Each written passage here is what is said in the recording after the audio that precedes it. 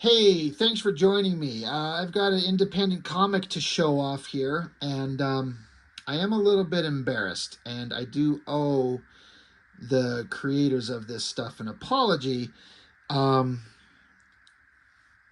because one, I lost track of who it was that hit me up and asked if they could send me some of these books so I could maybe share them on the channel.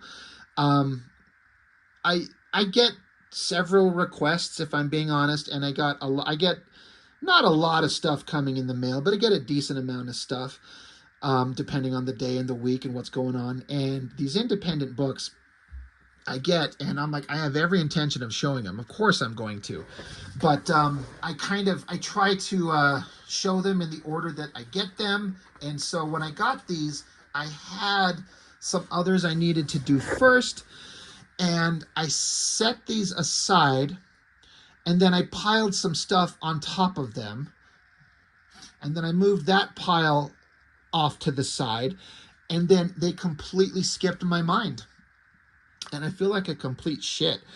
Um, and I can't remember who it was that hit me up. I was going through my messages, whether it's Facebook Messenger or the Instagram, the messaging system there, trying to find who did I talk to about this. And so I even went through the creatives' names on the inside of the book, and I looked up, I could find a Dave Brink Instagram page, this Paul Rodriguez, Daniel Rodriguez, but then I checked and I hadn't had any conversations with them at all. So I don't know who the hell I got these from. And so I feel really bad about, one, them getting buried and set aside and forgotten. I've had these for a couple of months. And so I ran across them recently and went, oh my God, I forgot.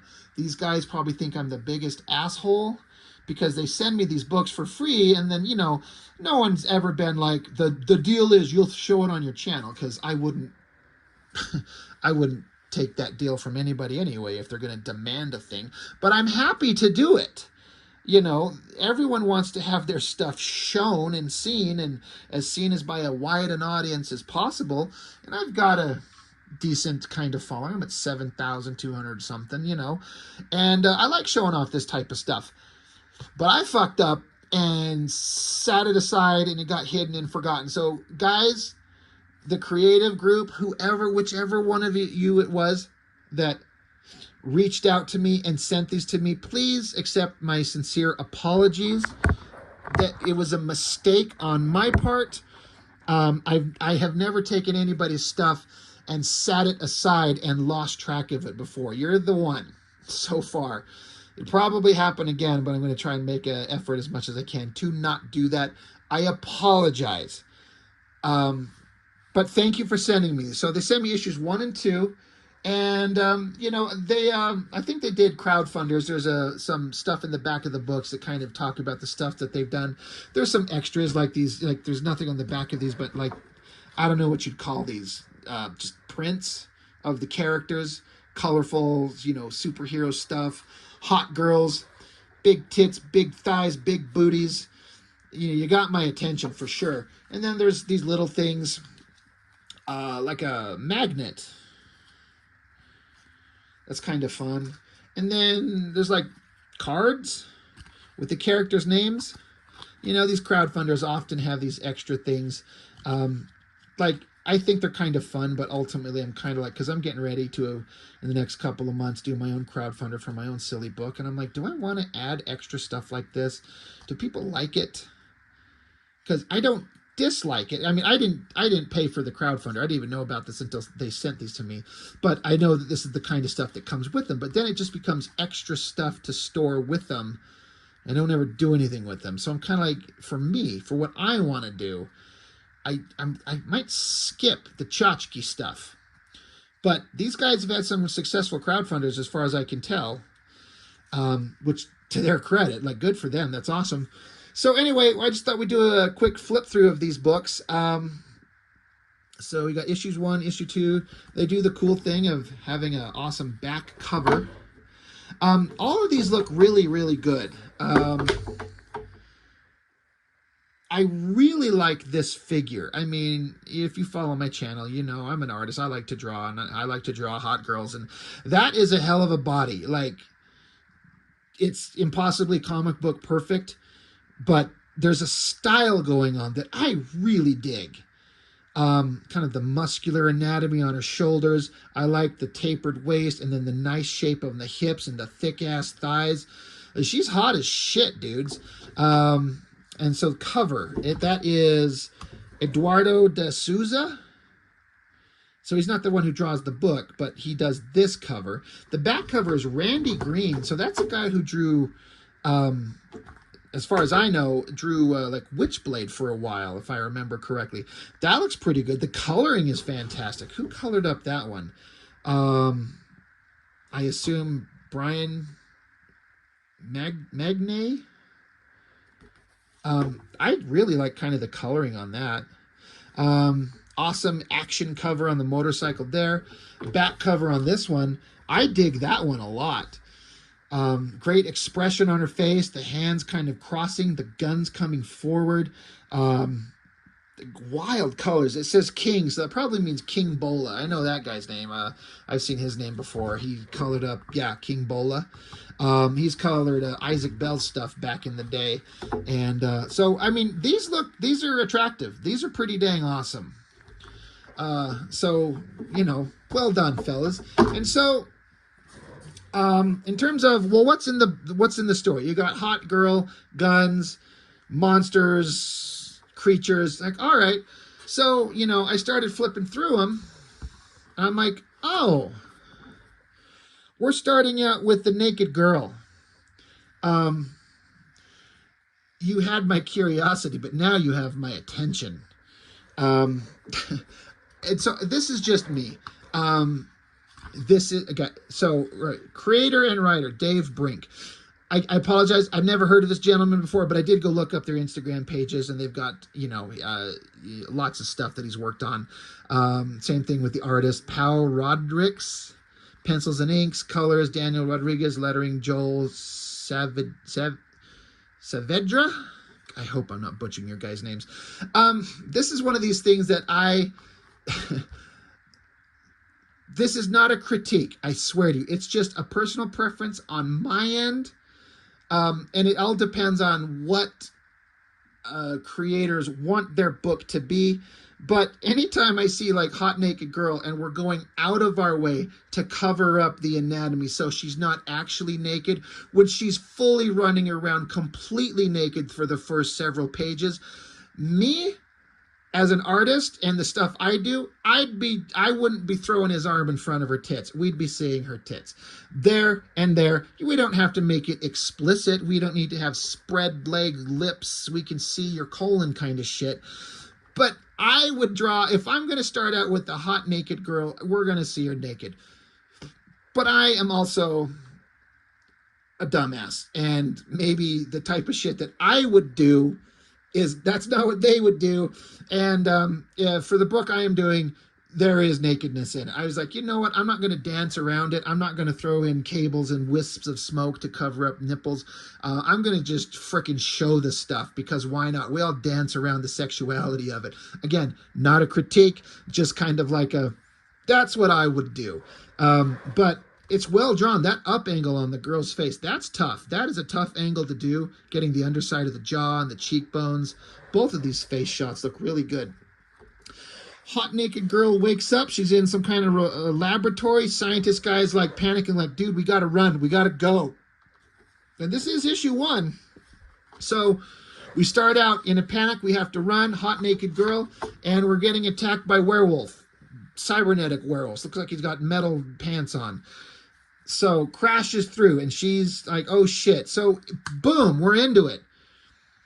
Tech base, werewolves, naked girls. I mean, you just say those 3 things. Like, if you were to approach me, let's say in fantasy world, I'm like a millionaire, and somebody's trying to approach me to get me to fund their book. Elevator pitch. He just goes, tech-based, scientists, hot naked girls, werewolf monsters, fight. I'm like, sold. Let's make a book. Crashes in, she jumps up and away. Now again, all these panels, I was like, oh, all right. she's going to stay naked. So again, they're throwing all these things in there to kind of cover up her anatomy so we don't see little bits of little cybernetic shit covering her. We don't want to be staring up her booty pipe. I mean, some people don't. I do. Zaps the wolf, puts him down, and she's like, what the hell is going on? How did I know how to do that? Who am I? Where am I? So she doesn't know who she is or where she's at or why she can do all this cool shit. Scientist guy's like, shut the fuck up. Shut your naked ass up. We got to run because we're getting attacked. We have to go, go, go. See, this guy, we got naked dude, wisp of smoke covering up his dong. He's shredded, ripped to pieces. And they look down the hallway, and then another scientist is being flung away. And so we get introduced to a couple of new characters. I do have to say, they throw more new characters at you than almost any other indie book I've seen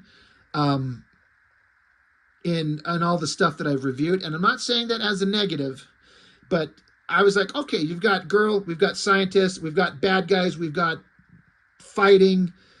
Okay. But as we go on through this issue 1 and 2, man, they throw a bunch of characters at you. I was like, oh my God. And they all look pretty fucking cool. There's some really neat designs. I was actually pretty impressed with, like, all these designs look really good. So whoever did the design work, kudos, guy, because there's maybe one character where I'm like, all right, that guy kind of sucks, but it's only because he reminds me of someone else. We'll get to it. But hot girl with like cool haircut, creepy looking female figure in a Edward Scissorhands bondage outfit, cyber suit with the radiation symbol and a skull face in a dome. Sign me up. They're bad guys. They show up. They're killing scientists. So hot naked girl and scientists have to run. They go, they run into some soldiers that are on their side. They're like, everyone back into the armory. Great shot putting all this gear on the walls. Great tech, the angled walls, the lights on the ceiling, and lots of detail on all these weapons. Like, good job putting together the details on the weapons in the room. Like, skill, man, skill. Bad guys show up and are like, taking out the regular soldiers, and so they're ripping their heads off, you know, setting up that naked girl and scientists have to, like, they're on the run, the regular soldiers are getting killed, you know, things are bad. So naked girl, she's like, well, this is a very tight outfit. And he's like, yeah, it's a special material that enhances things, it's body armor, it's protection, like, put it on. I was like, oh, naked girl part's over. Maybe we'll get to more naked girl stuff, I was thinking. We don't. I'm kind of joking, guys. I'm just acting like a 12-year-old boy who likes to see naked girls. But he's like, bitch, put the outfit on. So then we cut over to this other guy. He's like painting little figurines. He's involved in the story somehow. There's not a lot of... It's kind of a storytelling method. Again, this is not a critique, but there's a lot of, like, we're just thrown into it. Boom. You're just in it.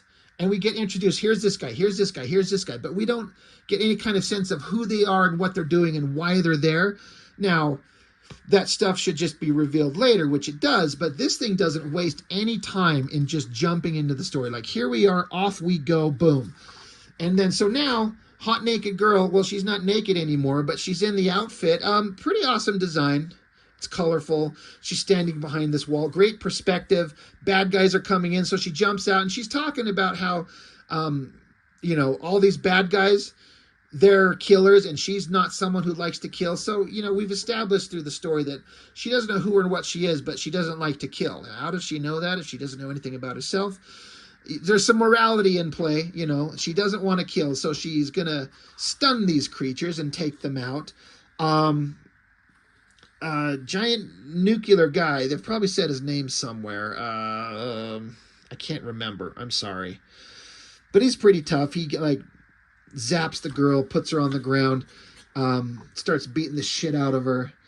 And he's kind of saying that, because they're just calling the girl 10. That's her name so far. He says, they didn't even bother giving you a proper name.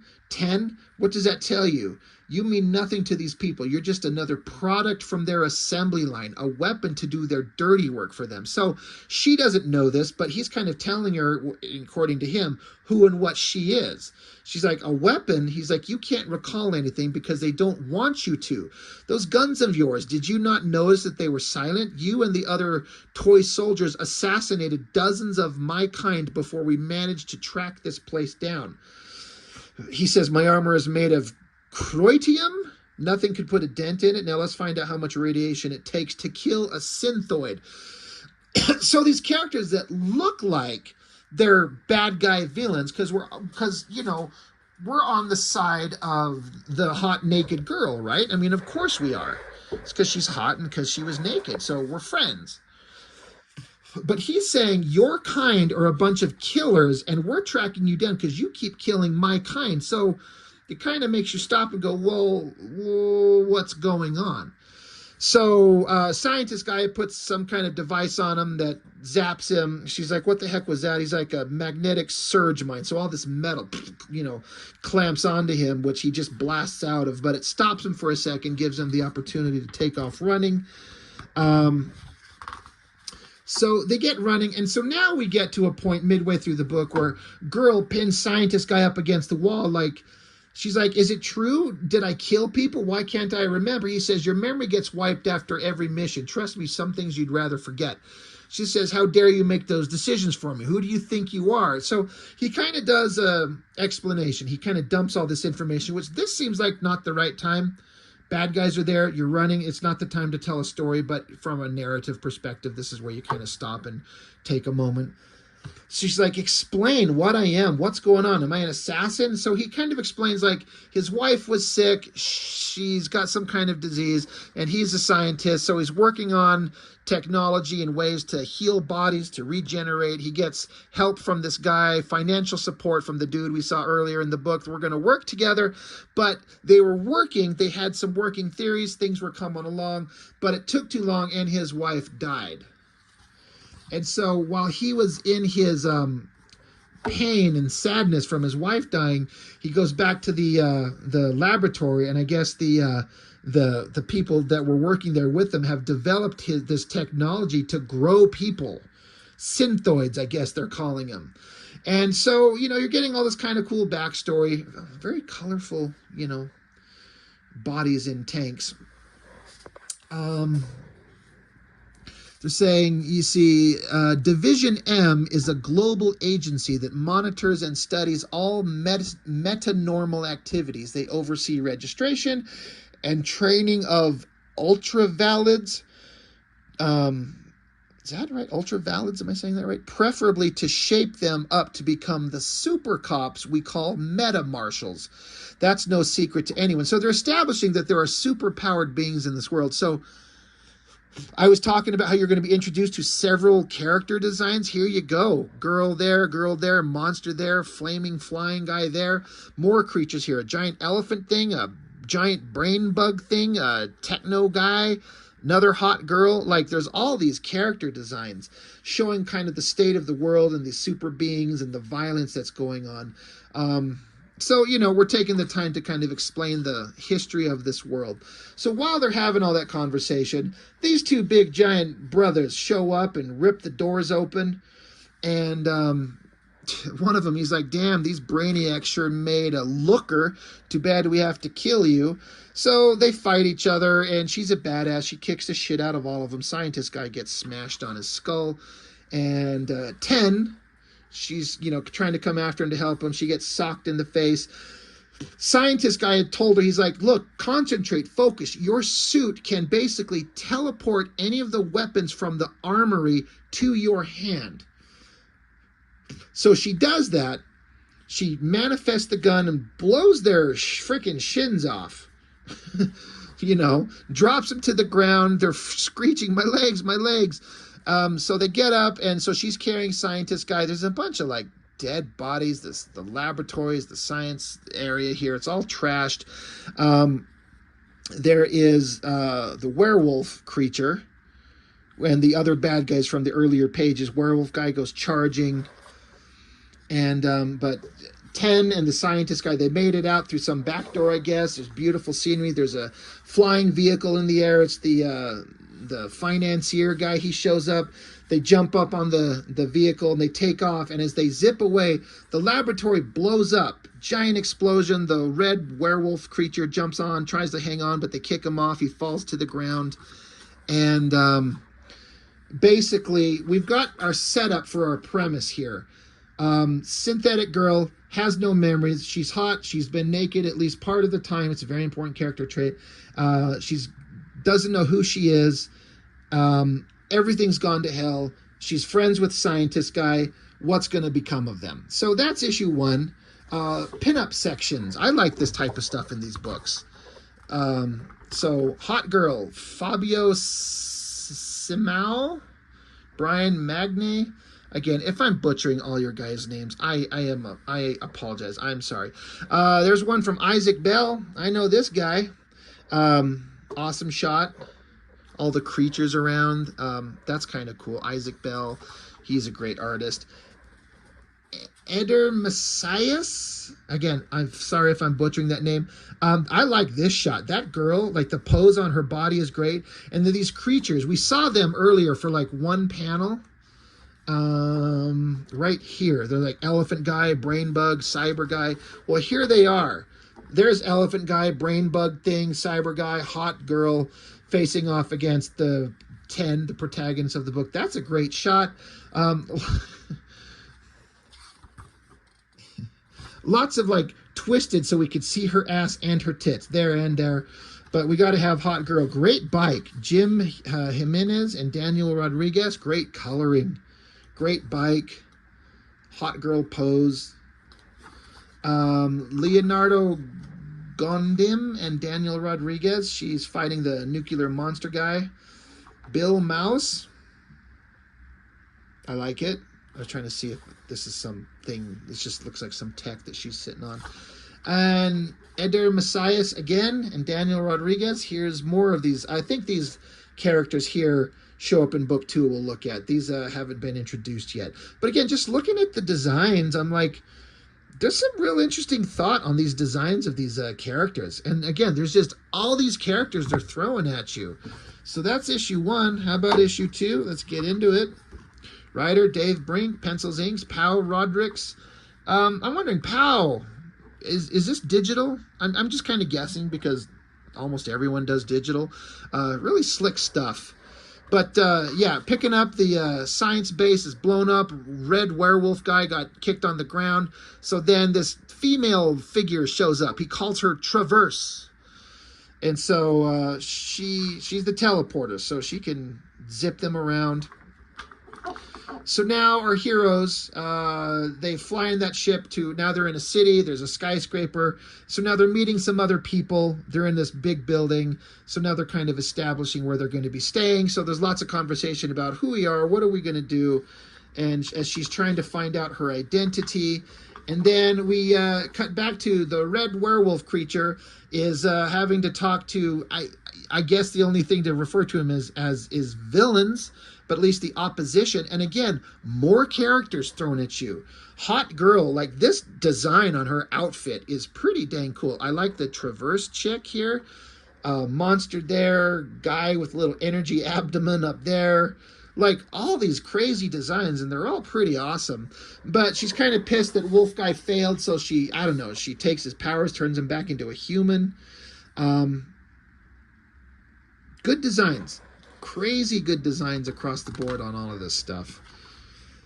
But now we're back with the heroes, and again, we're introduced to more good guys, like I was showing you here, where they arrived at the skyscraper building, and so we're introduced to this girl with like a shaved head on one side. She's here, but then there's this other dude. He's the son of the scientist guy, and son is pissed at dad because dad didn't save mom. There is conflict. You know, we got to have interpersonal drama. It's all built into the story. And I was like, oh, this round thing is the ship that they fly around in. I actually like that kind of design. Just a round spheroid blasting through the sky.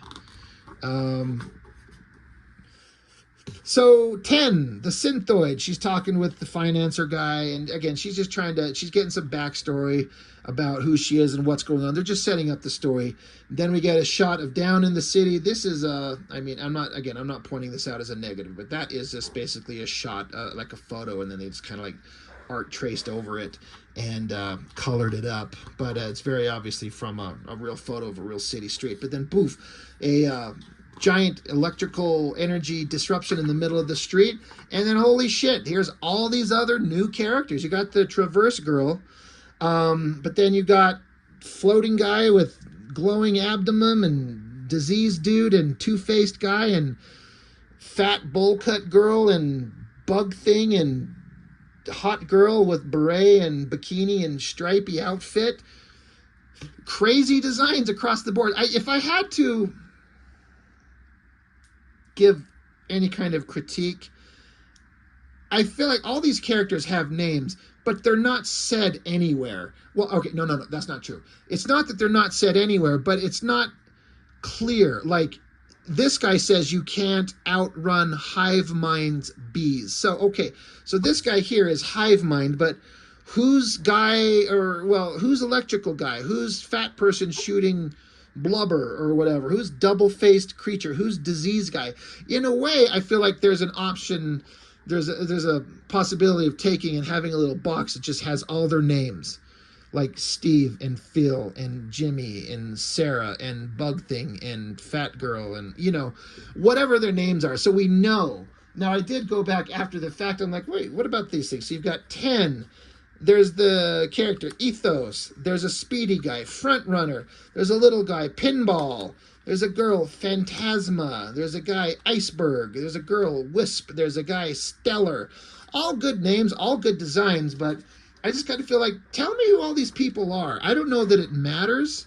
Like, it kind of immerses you in the chaos of the story if they just show up and start just blowing things up and killing people. So that's a fair approach. But I was like, who are these people? Like, I get who they are, but like, I guess I was like, what are their names? I just kind of want to know their names because I was interested in the designs and stuff. I'm like, I want to hear who these people are. So 10, she's like, there's an attack. I got to go down there and fight. He's like, wait, you can't take on all these people yourself. She's like, yo, fuck you. I'm going to go do it anyway. So give me a bike and give me some weapons. I'm going to go do some heroic shit. So she does, jumps on a bike, gets out there. And then good guys, bad guys, they're talking, they're interacting. There's all kinds of story being set up. But we get back into the street. She shows up. She jumps off the bike. It looks like it teleports away, which is interesting. I didn't notice that until just now. That's interesting. Like, you get off the bike and then you send it back to home base or something like that. She shows up, manifests some, I don't know, nightsticks or something, socks the shit out of these two guys. Lots of energy and movement there.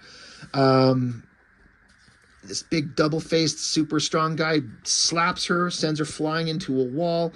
And then fat bowl-cut girl says, I'm going to bury her in molten fat. That's gross. There was this one girl in the group of these villains that showed up. A hot girl with a beret and stripes and bikini. She's here, and the cops have shown up, and they're telling her to, like, stop. And she's like, hey, like, please go. There's nothing you can do. You're just going to get hurt. So it's like she has some sympathy. She doesn't come across as a mindless, murdering girl. And then while she's stopping for a moment to give the cops a chance to just leave, they all get zapped, electrocuted. One of these other characters, he says, you're slacking, replica. Anyone who tries to keep us from our task is to be eliminated. Do your job. So he's like, our job, anyone who gets in our way, you just kill him. And it's like she doesn't want to do that. So I'm like, all right. Characterization. Like, she's not mindless killing bad guy like some of these others kind of seem like we are. Meanwhile, 10, she's jumping out of the molten fat and punching bowl cut fat girl in the head. Fights chaos. Oh my God. I just noticed that giant monster guy. I think his name is Aberration. I think somebody said that. It looks like he's picking up the Michael Bay Optimus Prime Transformer truck. It's the rig with the flames on it, and it's got the full trailer and everything. So I wonder if that's just a little in gag. It's the Optimus Prime truck from the Michael Bay movies. That's funny. You can kill that version of Prime. I don't care. But he throws the truck at the girl. It lands behind her, explodes. All the rubble and destruction. There's a woman and her child, so she runs over and saves them. But then she gets trapped under some rubble or injured or hit. Back with the good guys, and then we get another character design. Hot, basically naked girl. Looks like she's got like these cybernetic parts. She's obviously some kind of machine. I think they call her Motherboard. And she's back online. Interesting design, great coloring, but so many characters thrown at us. It's pretty wild. So the fight keeps happening. 10 is injured. She manifests a knife and stabs into the diseased guy's foot. She takes some shots at the giant, weird, muscly monster guy. He grabs her hands because obviously shooting the muscly guy is not going to hurt him. He picks her up and holds her in the air. And then he throws her on the ground, and they're going to kill her. Like, any last words? And she says, "Behind you." And then, out of the blue, awesome double-page spread, we get more new characters. I was like, oh my God. So there's hot girl with the stripes and the bikini. It's on the bad guys team, but you got the bad guys here. And so bad guys here and new good guys. I like this pose on the girl jumping through the air. But again, I wish that there were names. Sally, Jesse, Raphael, something like that. Just so it would tell us who they are. But I kind of appreciate like the fact that's just all you hear are the words that they say. So big, strong guy. Looks like he could be made of ice or crystal or water. I don't know. Heroic guy with energy. Guy looks like he's running. And then this is the dude who kind of threw me off. Because he's a little short guy with like wild hair. He looks like Troll from Youngblood, and I fucking hate Troll. And I shouldn't let that kind of personal bias affect what I think about this character, but it's the first thing I thought. His name is Troll, and in the little card things that they have here, his name is Pinball.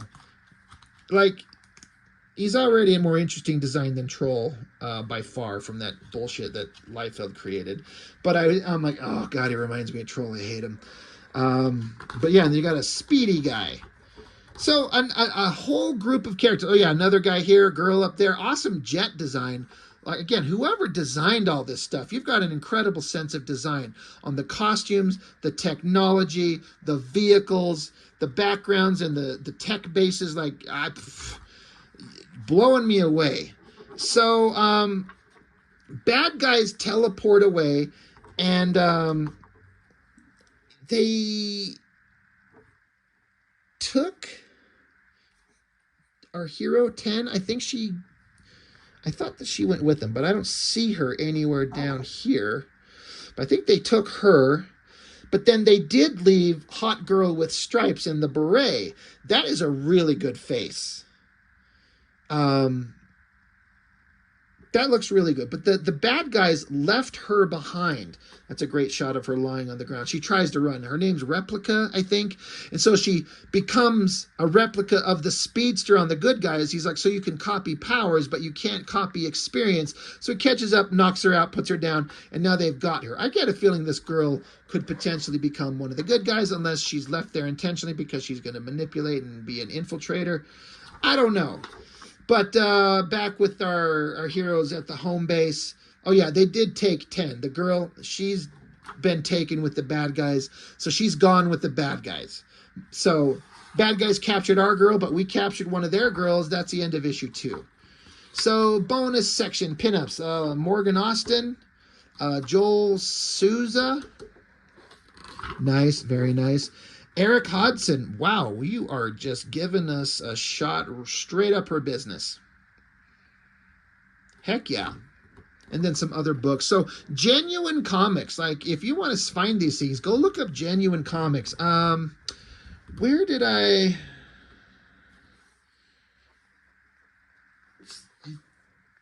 Maybe was in issue 1 and I just missed it?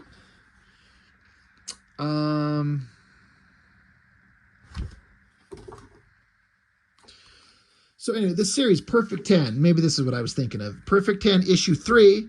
Follow the early adventures of 10, a biosynthetic meta-humanoid, as she finds herself a pawn in a war she wants no part in, and is forced to face a legion of supervillains. The series Perfect 10 won 3 Critical Blast awards. I've never heard of Critical Blast. I don't know what that is, but that's awesome. Like, if it's a thing that you can win, and you're going up against other books and you win.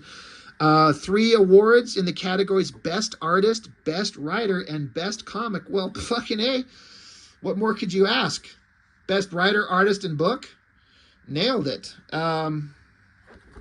So yeah, that's kind of a quick overview of the Perfect 10 series.